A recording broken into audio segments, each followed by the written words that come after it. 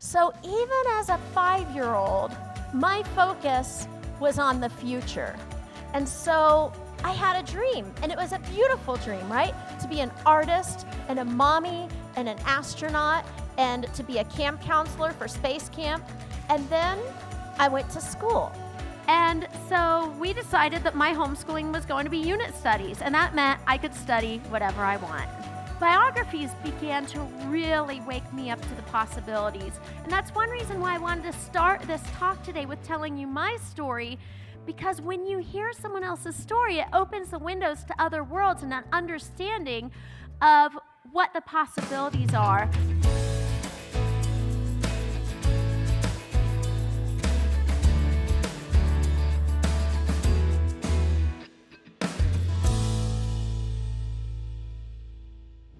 So this is an interesting thing for me. I usually only teach moms and kids.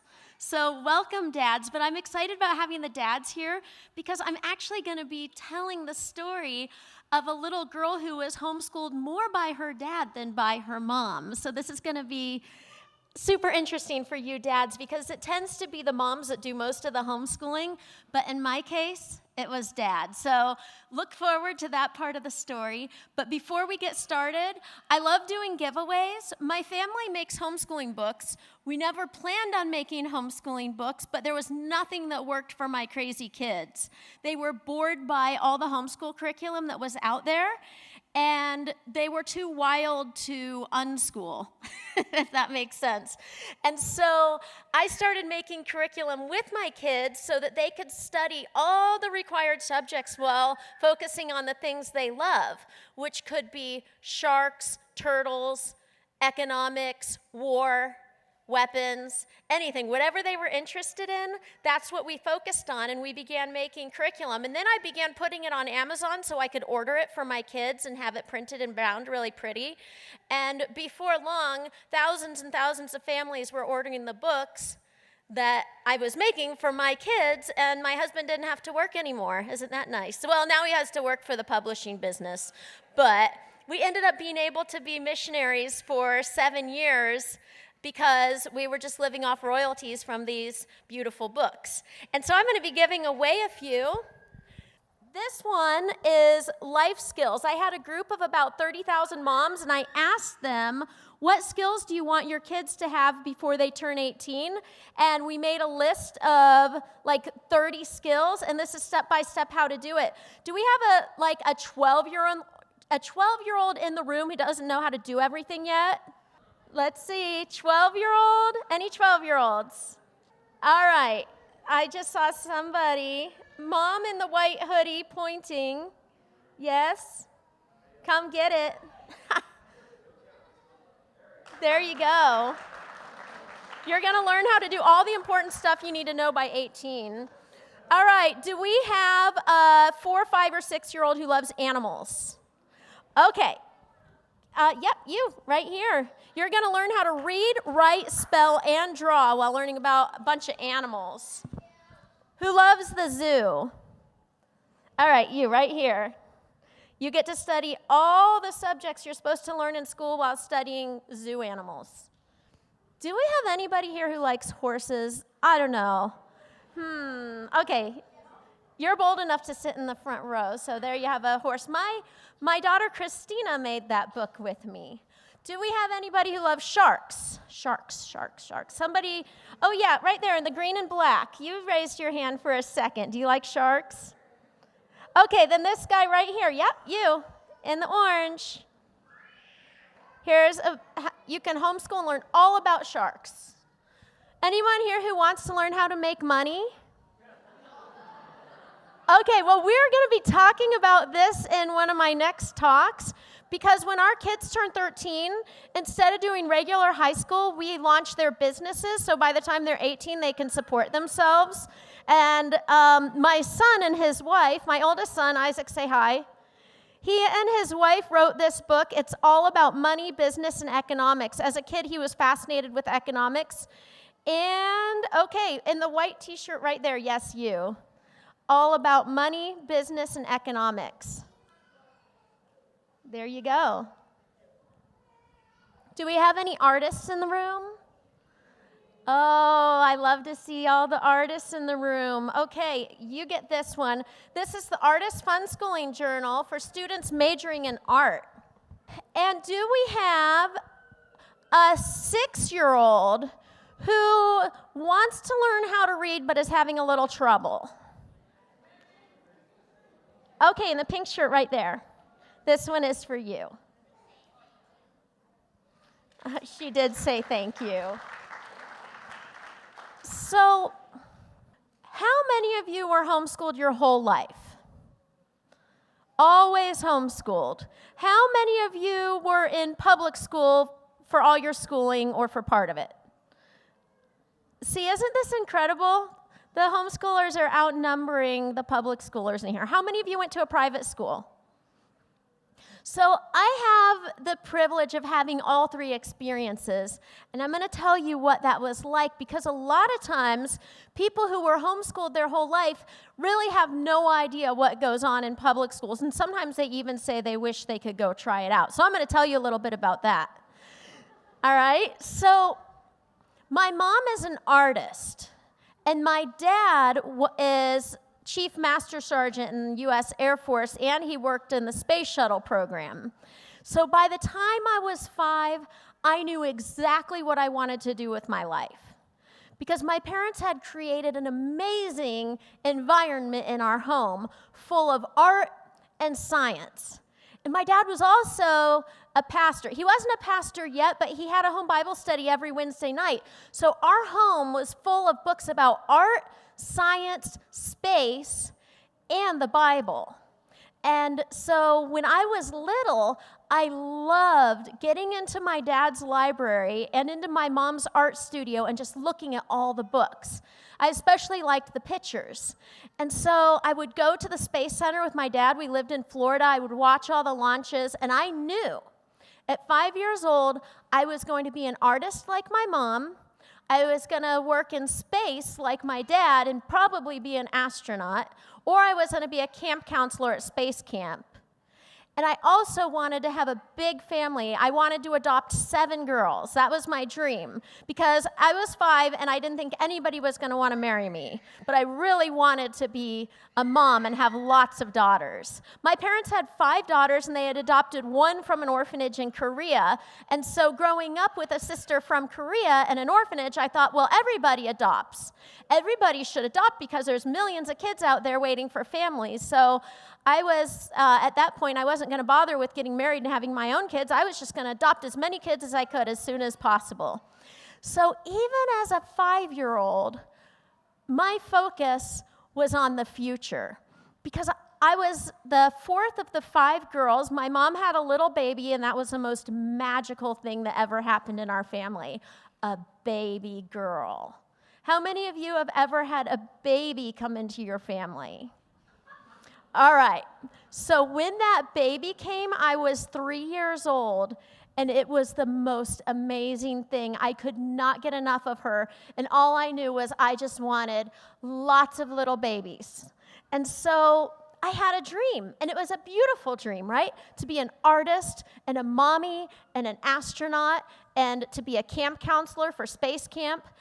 And then I went to school.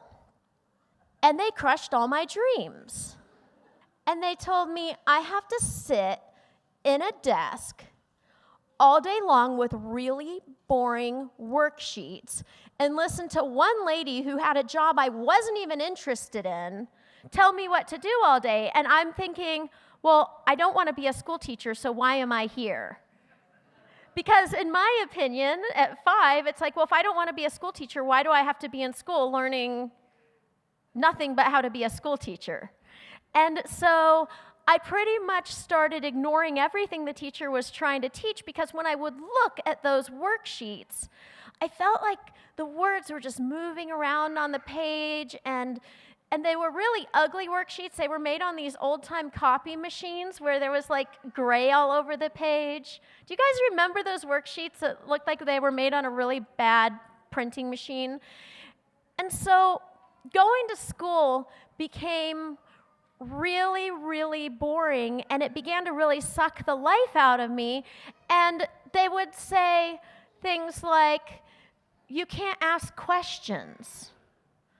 And I was so full of questions. When I was 4 and when I was 5, before I went to school, that's what we did all day. I just asked questions, and my dad would open up books and show me the answers, and I would want to learn how to do art, and my mom would show me how to do art. And then I get to school, and you have to sit still, and you have to be quiet. And then there were the bullies, because I was littler than all the other kids. All the other kids in school were bigger than me. And so I wanted to make sure if I ever did get married, I marry somebody tall so my kids would be tall so they wouldn't be bullied. And I did. It's kind of funny, but I recently heard that most people are not future thinkers. 60% of humans, especially Americans, do not think more than 3 days to a week forward into the future. Now, then there's another 15% or so that think about 6 months out, planning their summer vacation or something, but they're not thinking into the future.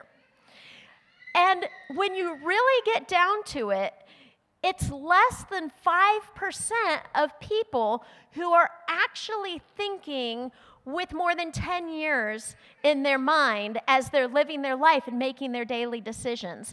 And I think that people who choose to homeschool their kids, a lot of you guys are future thinkers, because you believe that the things that you choose to do today are going to have an impact on generations. You aren't just future thinkers thinking about what your career is going to be 10 years from now. You're thinking about your children and your children's children and your grandchildren, and how the choices you make today are going to influence your descendants. And now I'm going on being a grandmother of 5 boys. 5 boys. I have 12 daughters, 3 sons, and 5 little grandsons. There's twins on the way. And but all my life, I was just one of those people who was a future thinker. So when I went to school, I was not hesitant to tell my teacher, I don't need to learn any of this. I'm going to be an artist and a mommy. Why do I have to learn how to read? And then I didn't tell them I was going to be an astronaut, because then they would tell me I had to do math and science. So I just stopped talking about that dream. It was still there, but I stopped talking about it because the teachers would use that against me and make me learn math and science. But it turns out that I really did have some learning challenges. And everyone was surprised I had learning challenges, because on the IQ test I scored really high, but on all my schoolwork, I couldn't read. I got through kindergarten, I got through 1st grade, I got through 2nd grade. I couldn't read. And I could pretend to read, but I couldn't read. And so in 2nd grade, my parents decided to put me into a private school. And so I went to this little private 1-room schoolhouse in a Baptist church where I had to wear dresses, and we were doing a program called PACES. Have you guys ever heard of this program called PACES? So I had my own little desk with dividers, so I couldn't see what the other kids were doing. And we would go to the school, we had our deck of PACES, and we would sit there, and we got to decide how much work we would do in each book every day, and we had the teacher's guides. What are they thinking? So what we had to do is we had to do our pages, and then once we were done, we would tell the teacher that we're finished, and then she would have us check our own work and correct anything we got wrong. I did not learn to read. I just learned to guess on everything, and then open up the teacher's guide, and then circle all the correct answers. And that was 2nd grade. And so then that got too expensive for my family, and I ended up going back into public school for 3rd grade. And without being able to read, 3rd grade was really, really hard. And my 3rd grade classroom had no windows. I don't know how it's even possible. They had fluorescent lighting, no windows, and the ratio of bullies to normal kids was not normal. And I was the kid that just ended up I was really shy, and I was always getting like this sensory overload thing. I didn't know what it was, But like the fluorescent lighting and the buzzing from the lights and the sound of the pencil sharpener and all these things, it was hurting my eyes, it was hurting my ears.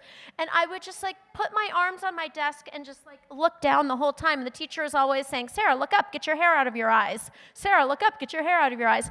And my vision wasn't very good, so I couldn't see the chalkboard, but we didn't know I needed glasses. And so it was struggle after struggle, and I ended up failing 3rd grade.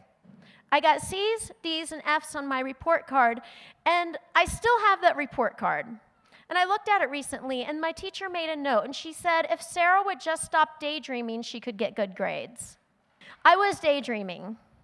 I was dreaming of what school would be if I were in charge. And I would just tune out everything that was going on because I couldn't see the chalkboard. I couldn't handle the fluorescent lights. I felt like I was in a prison with a room without windows. I was being bullied by the other kids.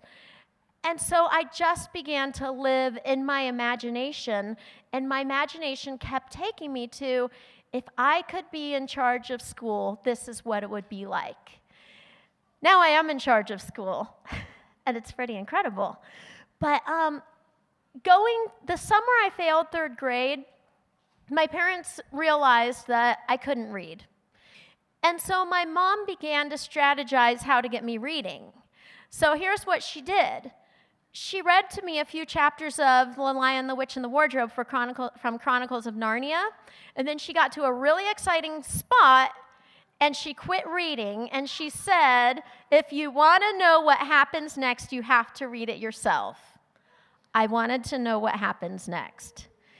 And so my mom's an artist, and so our whole family would travel all summer. I lived for summers. It's probably why I was a future thinker, because all I could dream of was summer when we would travel all over the United States. We would see all the state parks, we would camp at the state parks, and we would do art festivals all over the country, including Sheboygan. We would always go there every summer for an art festival, and I loved it. It was one of my favorites as a kid. I just took my kids there yesterday on our way up.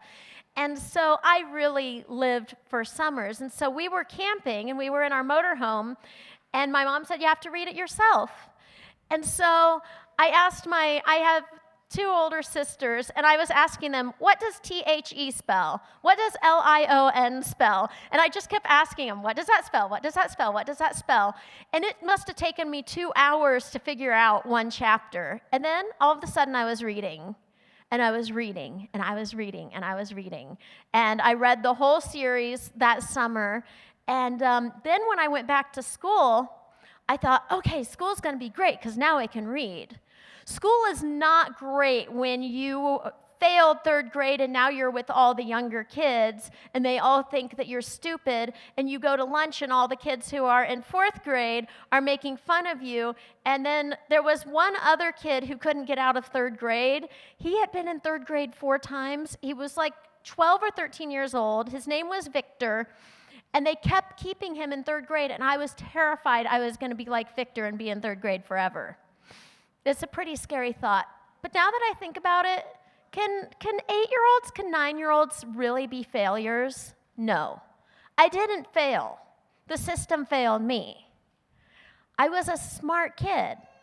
I just had problems with reading, and school was super, super boring. And how can a kid learn when they're being picked on by bullies and when the fluorescent lights are buzzing?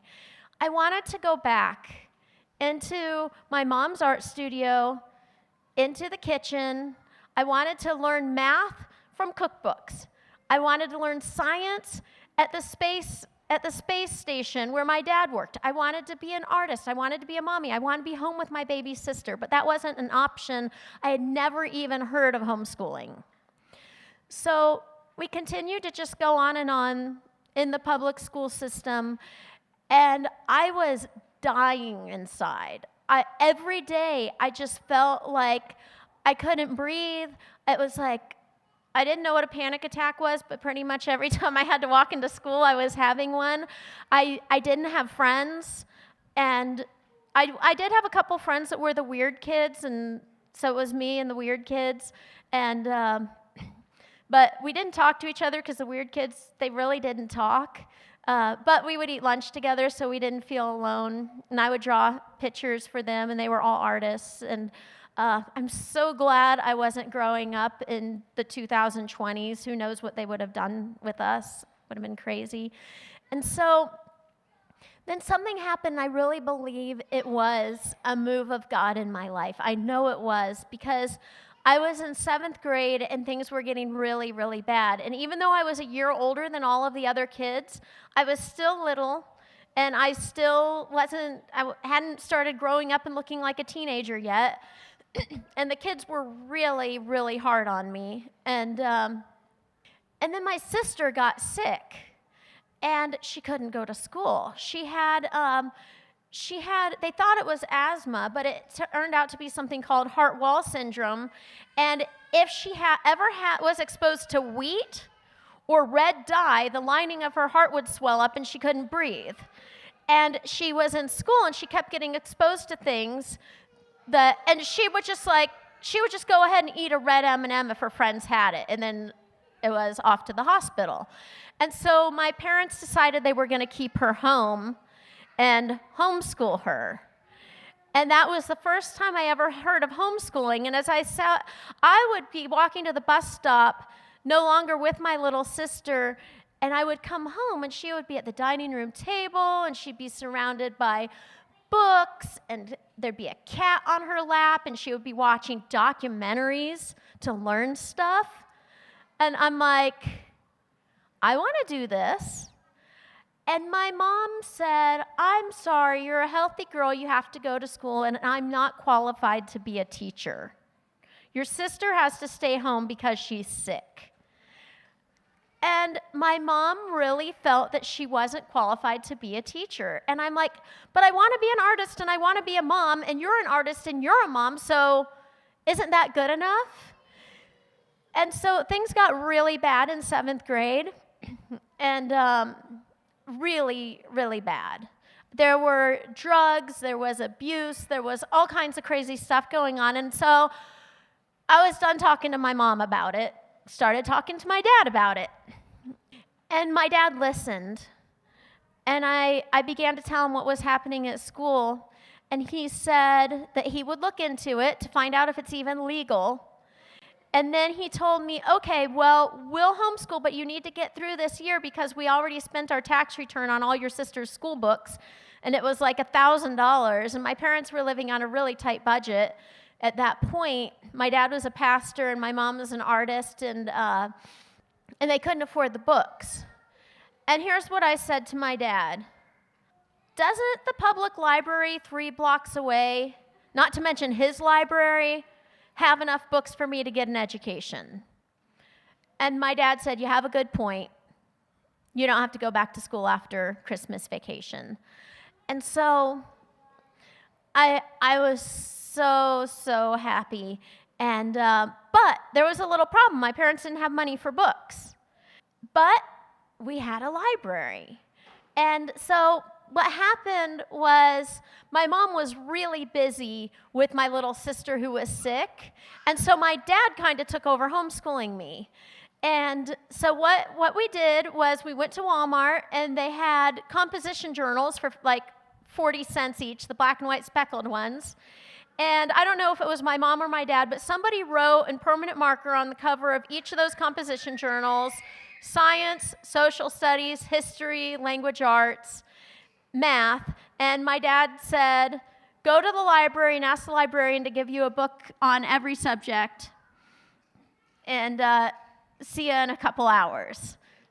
So I walked to the library by myself, and I found the librarian, and I explained to her that I'm doing my own school at home, and I need the books. So she said, oh, that's very interesting. And I'm like, I just need a book on every subject. And she said, well, what are you interested in? What are you interested in? Certainly not 7th grade. What are you interested in? And I said, I don't know. No one's ever asked me that before. And so she took me to the oversized book section of the library, and she said, in this section, there's a little bit of everything. Take your time, flip through every book, and once you figure out what you're interested in, come find me, and I'll tell you what subject those topics cover. Brilliant librarian, and that changed my life forever. And so I sat down on the floor of the oversized book section, and I spread out like 50 books all over the floor. There was no one else in the library because it was during school hours, and I just poured over all these books. And it was nothing like workbooks and textbooks and worksheets. These were big books, full-color pictures about fascinating things, real books. And I was thinking, can I use real books for school? That's not a new thought for you guys who've been homeschooling your whole life, but for me, that was a new thought. It was really exciting. You guys have no idea how blessed you are to be able to start out homeschooling where from the very beginning, you can learn about things that you're interested in. But I was 13 when this happened to me, and so I made a big stack of books, a big stack. You should have seen me try to carry them home. I wanted to learn about the history of fashion. I wanted to learn about Victorian architecture. I wanted to build a cabin in the woods. I wanted to study the Oregon Trail. I wanted to study Greek, Hebrew, Latin, hieroglyphics, ancient Egypt. I still remember all of these books very vividly. I wanted to learn how to grow my own food. I wanted to be a city architect. My grandmother was the first civil engineer in the state of California who was a female, and so I wanted to do that too. And so I was fascinated by so many things. Get the librarian, and I'm like, okay, what subject are each of these books? And she said, every topic covers every subject. Like, okay. So I scratched out science, social studies, history, language arts on those journals, and I wrote Egypt, fashion, brain development, Greek, Hebrew, Latin. I didn't even have enough books. We had to go back to Walmart and buy a whole bunch more. And then my mom had been getting these magazines. It was like Homeschooling or Homeschooling Today. And on the cover of every magazine was a family with like 10 kids who were all dressed in clothing made by the mother. Always like long dresses and jean jumpers and buns in their hair. And I'm thinking, there are other homeschoolers in the world, but do they really look like this? And but we never met any of them because we were in Ohio. We had never heard of homeschooling, and we didn't know anybody homeschooling. But I began to read those magazines, and I learned about something called unit studies. And so we decided that my homeschooling was going to be unit studies, and that meant I could study whatever I want. And my parents watched my joy in learning come to life because I had really been depressed as a kid. But my joy was coming alive because now I was studying everything I love. And my mom was so busy with my little sister because her homeschooling was super parent intensive. Like they were doing Abeka, Saxon, Bob Jones, and like all the stuff that you're supposed to do if you're going to send your kids to college if you're a homeschooler. Just that's what they were doing, and it was super intensive for my mom. And so I wasn't bugging my mom, so I was bugging my dad. And just sharing the journey of learning with him. And as I got more and more curious about these things, my dad had this idea that real learning doesn't happen until it encounters real life experience. And so whatever I was interested in, he was helping me find ways to pull it into my real life. Oh, I was interested in fashion? Here comes the sewing machine. I was interested in architecture. We're building a cabin in the woods. We're interested in survival. I'm cooking in the woods over the fire. And whatever I was interested in, he was finding creative ways. I was interested in art. I needed to start an art business. And so my dad surprised me one day with a little receipt book, and it said Sarah's Creations. And he gave me a calculator and a receipt book. And he's like, okay, it's time to turn art into a business. You're going to start making money instead of doing math books. And so that summer, I started a jewelry business. He took me to an art store, and he's like, okay, here's $100. Since we didn't have to spend any money on books for you, I'll invest $100 into your art business. Get whatever you want, make stuff, we'll book some art shows, and you can start your business. I ended up doing something similar with all my kids, and they all start their businesses at about 13 or 14 years old. So we went there, and I decided I was going to make jewelry that looks like cats, dogs, fish, iguanas, and sell it at art festivals. And that summer, when I was 13 years old, I made, I think, about $1,700. And then I used that money to build a survival cabin in the woods, where nothing was allowed to go into that cabin that me and my dad built if it didn't exist before 1850, because I was studying the Oregon Trail, and I was studying the pioneers, and so it was my pioneer cabin. And I loved life. I loved learning. I loved research. And then my mom began to chime in. I had to memorize like parts of the Constitution, the Declaration of Independence, and I had to get a math book. And like suddenly my mom starts stepping in and giving me all this academic stuff, which I really do appreciate. But then a bad thing happened. My mom took over homeschooling. And so the next year, it was Abeka, Saxon, Bob Jones, and these super boring textbooks. And I just fell apart because I just couldn't do it. It was beginning to feel like school again. But as we were starting to just get into that summer where my mom was starting to buy all those books, I had to take a standardized placement test. My mom said I needed to take it so we could find out where all my learning gaps were, so we could focus on those, because in school I was a CD student. And my mom was kind of like, well, let's not worry about school the first year. We'll just do this library thing so that it can reignite a love for learning in me, and then we'll get serious about school the next year. So my parents are getting all prepped to do like 8th grade, all official. And we get back the test results from my year of library-based unit study schooling.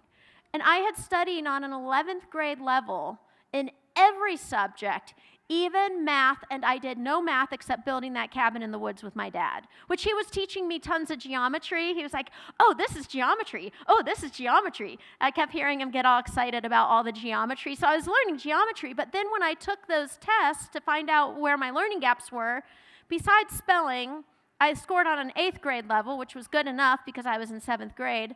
So I was basically said to my dad, I don't have to do school again until 12th grade, right? Except spelling. My dad's like, well, you have a point there, but you need to listen to your mother. And so we listened to Mother. Mother is an artist. So I'm doing all this boring stuff, and she's painting paintings. And eventually they saw the lights go out, and my mom and dad had a little talk, and they decided they were going to let me do the library thing again as long as I did math. And as long as I listened to Rush Limbaugh with my dad every day. And so we did Bible, government, economics, and math, and then every other subject, I just got to do my own thing and focus on my business and focus on my architecture, focus on my fashion design, and I began reading biographies. And that is one reason biographies began to really wake me up to the possibilities. And that's one reason why I wanted to start this talk today with telling you my story, because when you hear someone else's story, it opens the windows to other worlds and an understanding of what the possibilities are. And so I began reading biographies, and my favorites were missionary biographies, and I began to have my heart stirred up that what I really wanted to do was be a missionary in the former Soviet Union. And that began to be my passion and my prayer and my desire, and I just had such a heart for that. Around the same time, I met my husband when we were 13 and 14 years old, and I just fell in love with him because our kids would be tall enough that they wouldn't be bullied. And he was a future thinker. He wanted to be a pilot. He was a musician. He was already something at 13, 14 years old. I was tired of all these boys who were just like playing video games all day. And I fell in love with him because he loved Jesus. It was actually his light for Jesus that made me actually fall in love with Jesus. We were at a youth camp. So my dad was a pastor, and I thought that just because my dad was a pastor and my parents were Christians, that made me a Christian. And so I would sing all the songs, and I knew all the Bible stories, and I was a very, very good girl. I even taught Sunday school classes. But I thought that being a Christian was just obeying. And then I started to become a teenager, and a lot of my friends who grew up in church were not obeying anymore. They were sneaking around doing naughty things, and my 3 older sisters were not being good girls. And so I was beginning to see, especially my 2 older sisters, were getting into all kinds of secret trouble my parents didn't know about, and they were telling me, you better not tell mom and dad or else. Okay, so I was terrified to speak up about what they were doing. But I began to just awaken to understand that I was at a point where I was going to have a choice. Am I going to keep being a Christian, or am I going to go have fun with everybody else? But to me, a future thinker, I was thinking, well, what all these other teenagers are doing is going to ruin their life, and that's really, really dumb, and I don't want to ruin my life. And my oldest sister was pregnant, and my younger sister was just weird, crazy, strange stuff. And so I'm like, I don't want to ruin my life. I want to do for my life like the things that are going to help me become everything I want to be, because I still wanted to be an artist. And what was happening was I was already an artist. Like, I didn't even have to wait to grow up to be an artist. And so I decided I didn't want to be a stupid teenager. And then I met my husband, and we were at a youth group 4-day camp concert weekend. And it was time for the guys and the girls to split up, and I thought he was really sweet and polite and kind and thoughtful and smart and talented. But then he said, hey guys, before we all go to bed, aren't we going to pray? And then the other kids are like, oh yeah, this is a church thing. And one of the other boys like, okay, yeah, you pray. And then he starts praying, and he keeps praying, and he's still praying. And I'm like listening, and I'm like, when he prays, it sounds like he knows God personally. Like God is his friend, like God is his dad. And I'm just listening to him pray, and I'm like, I want to know God like that. And so I couldn't sleep that night. After hearing him pray, and I was just like, God, I want to know you like that. Because up until then, I was just being a Christian kid who didn't have a relationship with Jesus. I was just obeying because I wanted a good future. But then I saw in him what it was to know and love Jesus. And so that night, I'm like, Jesus, I want to know you. I want to know you like that. And so then the next day, I went to church, and I was almost always teaching Sunday school, but that Sunday, because there was a special youth group thing, I actually got to be in church. And during worship, I remember all the songs suddenly meant something to me. And we were singing this song about the love of Jesus, and the love of Jesus just hit me, and I understood it, and I knew that his love was for me. And suddenly, every word of every song was mine. And then I became not just a future thinker, but a thinker of eternity. And all my thoughts from that point forward were not just about this life, but about the one to come. And so my whole perspective began to change, that I want to live a life that impacts eternity. Not just a good, happy life for myself of being a mom, an artist, and an astronaut and everything else. I wanted to live a life that would impact others. And I realized something. There are only two things you can take to heaven with you, and that's your soul and the soul of others. And there are only two ways for there are only two seasons in a person's life where they're born and then they're born again. And so I was like, I want to have as many kids as possible, and I want them all to go to heaven. And that began to be a dream of mine. And if I couldn't have kids, because nobody was going to want to marry me because I was a weird kid, my sisters made sure to tell me I was a weird kid and nobody was ever going to like me because I didn't want to do all the stupid things they were doing. And I was like, I'm going to adopt as many kids as possible, and I want them all to know Jesus. And so I did find somebody who liked me. And we did have some differences. He wanted 1 or 2 or 3 kids, and I wanted 5 or 6 or 7, so we compromised and had 10. And then once I started creating our own curriculum and homeschooling got super easy, and I was freed up and our income was freed up, we had the opportunity to adopt 5 more kids, and they were outnumbered, so it wasn't as hard as it would be probably if you were adopting 5 kids and you were outnumbered. But just so thankful for the journey that the Lord led me on as a child. And many of you are somewhere, you're all in the middle of your story. And a lot of you grew up with Christian mom and dad, but guess what? God doesn't have any grandkids. Did you know that? God has no grandkids. And that was where I made the mistake. I thought I was God's grandkid. But you need to become God's child, not just God's grandkid. And next time I talk, I'm going to be talking about homeschooling and how to get your kids starting their own businesses so they can support themselves. And if they, you can put your kid on a college track, a career track, a calling track, entrepreneur track. There are so many options, and as homeschoolers, you're free to do any of those you want. We put our kids on the entrepreneur calling track, and I'm going to tell you how we did it. That's going to be a lot of fun.